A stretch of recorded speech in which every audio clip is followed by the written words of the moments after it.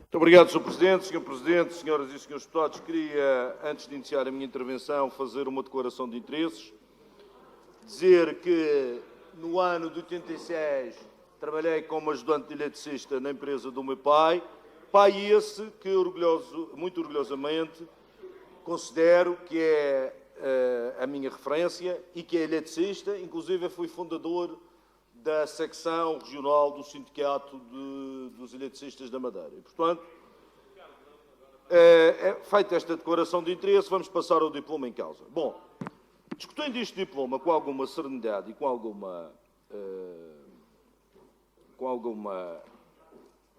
alguns aspectos técnicos, é preciso que se diga que as linhas de alta e média tensão existem porque há uma necessidade de transportar a eletricidade em tensões elevadas, desde o sítio onde é produzida, o mais rapidamente possível até o sítio onde é consumida, uma vez que há pouca capacidade, ou a capacidade que existe desenvolvida de armazenamento de energia elétrica é incipiente e, portanto, para que isso aconteça o mais rapidamente possível, em tempo real e sem perdas, há a necessidade de se efetuar esse transporte através de linhas de alta e média tensão.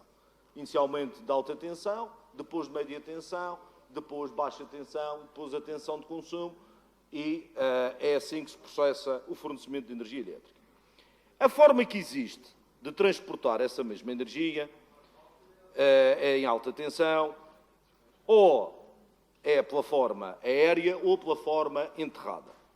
E tudo o que eu vou dizer a partir de agora não é da minha cabeça, não é da cabeça do PSD, é o resultado do relatório feito pelo Grupo de Trabalho para os Campos Eletromagnéticos, que foi criado em 2017 e que fez um estudo sobre este tipo de problemáticas. A energia elétrica, durante o seu transporte, tem dois aspectos fundamentais. O aspecto, em termos de efeitos, o campo elétrico e o campo eletromagnético. Enquanto que o campo elétrico pode ser facilmente isolado e, portanto, ao enterrarmos uma linha de alta tensão, os efeitos desse mesmo campo elétrico podem ser praticamente anulados. No caso dos campos eletromagnéticos, isso já não acontece. Ou seja, o facto de nós enterrarmos uma linha de alta tensão, os efeitos eletromagnéticos dessa mesma linha não são suprimidos pelo facto da linha estar enterrada. A única forma que existe de que esses efeitos tenham o menor impacto sobre as pessoas é colocando essas linhas o mais distante possível das pessoas. Neste caso, a forma mais correta é através da linha aérea, é onde se pode colocar esses campos, esses efeitos, o mais longe possível. No entanto, é preciso que se diga que o enterrar linhas tem dois problemas substanciais. O custo, e em termos de custo, este estudo aponta para custos de cerca de 13 a 20 vezes mais em relação às linhas aéreas, 13 a 20 vezes mais, e depois tem também o problema da dificuldade técnica, nomeadamente em zonas como a Madeira, cuja orografia obriga a vencer vãos muito acentuados, obriga a vencer encostas muito elevadas e, em alguns casos, quase verticais, e, portanto, esse problema tem que ser analisado. E este estudo aponta também para os efeitos ou os problemas para a saúde pública do eletromagnetismo. E nas conclusões que foram produzidas por este grupo de trabalho, na página 44 desse estudo, diz assim, sobre os efeitos dos efeitos do eletromagnetismo sobre a saúde. Dentro dos níveis de referência recomendados, não são conhecidos quaisquer efeitos na saúde decorrentes da exposição ao eletromagnetismo na frequência de 50 Hz. Não são igualmente conhecidos quaisquer efeitos que esta exposição possa ter sobre perturbações de sono, doenças neurodegenerativas, efeitos na função reprodutiva humana, na gravidez ou na criança. No ponto 3, diz o seguinte: quanto à associação dos campos magnéticos de frequência extremamente baixa com doenças oncológicas, é muito reduzida a evidência científica encontrada e não foi identificada, após quase 4 décadas de estudo, qualquer relação causa e efeito ou sequer um mecanismo biológico que possa ser responsável pela associação. No que respeita ao síndrome da hipersensibilidade eletromagnética, não há uma base científica que relacione os sintomas com a exposição aos campos magnéticos. As linhas de transporte. Depois, há outro efeito que as linhas aéreas têm, que é o efeito social. O efeito de medo que induzem às pessoas. O efeito em termos de paisagem. O efeito que existe em termos de ansiedade. Todos nós, se vivermos ou trabalharmos por baixo e se não tivermos conhecimento daquilo que é produzido neste tipo de estudos, há sempre um efeito de ansiedade pelo facto de estarmos nessa situação. E, portanto, quando se analisa o desenvolvimento da rede de distribuição elétrica, há que ter em atenção diferentes aspectos. Esses aspectos relacionados com a ansiedade, os efeitos sociais das linhas, os efeitos para a saúde, como já vimos, não há uma determinação direta de efeitos para a saúde, e depois também, temos que ser sinceros, a questão da relação custo-rendimento, entre aspas, dessa mesma situação. Porque, como já vimos, o facto de nós enterrarmos uma linha de alta tensão não resolve o problema, por exemplo, do eletromagnetismo. Resolve o problema dos efeitos sociais, resolve o problema da ansiedade e o problema estético, mas, do ponto de vista dos efeitos do eletromagnetismo, ainda que eles existissem, não resolvia. Aliás, acentuavam, porque as linhas estariam mais próximas das populações pelo facto de estarem enterradas. Portanto, já se percebeu que a única maneira que nós temos de evitar é colocarmos as linhas o mais distante possíveis das pessoas. Agora vamos àquilo que se passa na Madeira. A senhora deputada Sofia Canha fez uma referência ao facto das linhas aéreas serem,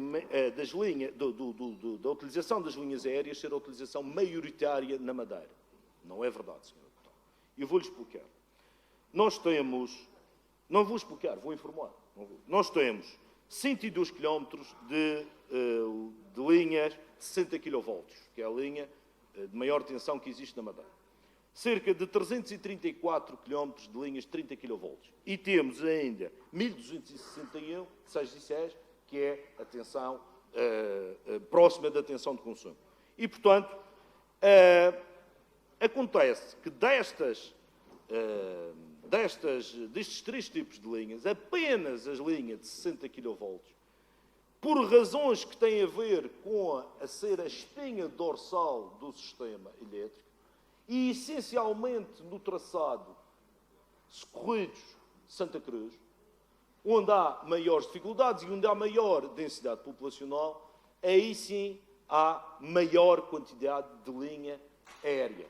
Mas, há vários anos para cá, todos os investimentos, ou a grande parte, sempre que tecnicamente possíveis e financeiramente razoáveis, o investimento tem sido feito em termos de empresas de eletricidade na distribuição, tem sido através do enterramento das linhas. E, portanto, nos centros urbanos de maior densidade, essa situação tem vindo a ser paulatinamente resolvida.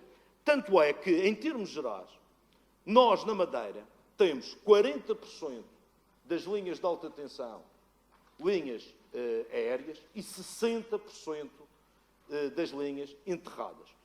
Este rácio, de acordo com o Plano de Desenvolvimento e Investimento da Rede Nacional de Distribuição 21-25, significa que a Madeira está ao nível de países como a Suécia e a Áustria.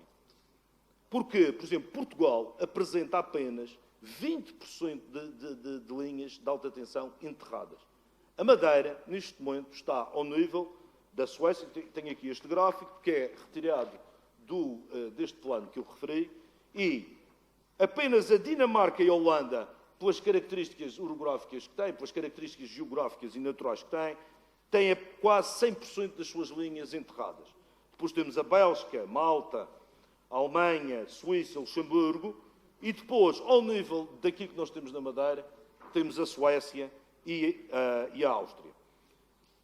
Estamos à frente de Espanha, da Noruega, da República Checa e Portugal, a nível do país inteiro, apresenta um rácio que só atinge 20%, conforme disse. Portanto, aquilo que, não desmerecendo o alerta que o Partido Socialista trouxe no que diz respeito a esta situação, desculpe que lhe diga, Sra. Deputada, mas é recomendar, é chover sobre o molhado, porque, neste caso, e não é um mérito do Governo do PSD, não é um mérito dos deputados do PSD, é um mérito dos técnicos e profissionais da empresa de eletricidade, é óbvio que foram criadas as condições e dadas as condições para que se procedesse a esta alteração. Ou seja, substituir as linhas aéreas sempre que possível por linhas enterradas, o que nos permite, em pleno século XXI, apresentarmos um rácio que vai no caminho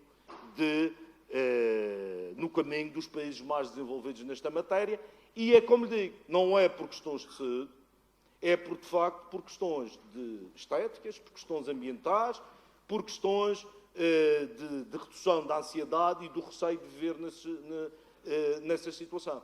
Porque, do ponto de vista da saúde, de acordo com este estudo, é óbvio que podem chegar a outras conclusões mais para a frente, não há, primeiro, uma ligação direta de efeitos nocivos do eletromagnetismo em termos da saúde das pessoas, e depois há outra questão que é o facto de enterrarmos, ainda que houvesse esses efeitos, o facto de enterrarmos as linhas não resolveria o problema, porque, infelizmente, os campos magnéticos não se isolam nem se atenuam pelo facto de estarem enterrados. Muito obrigado.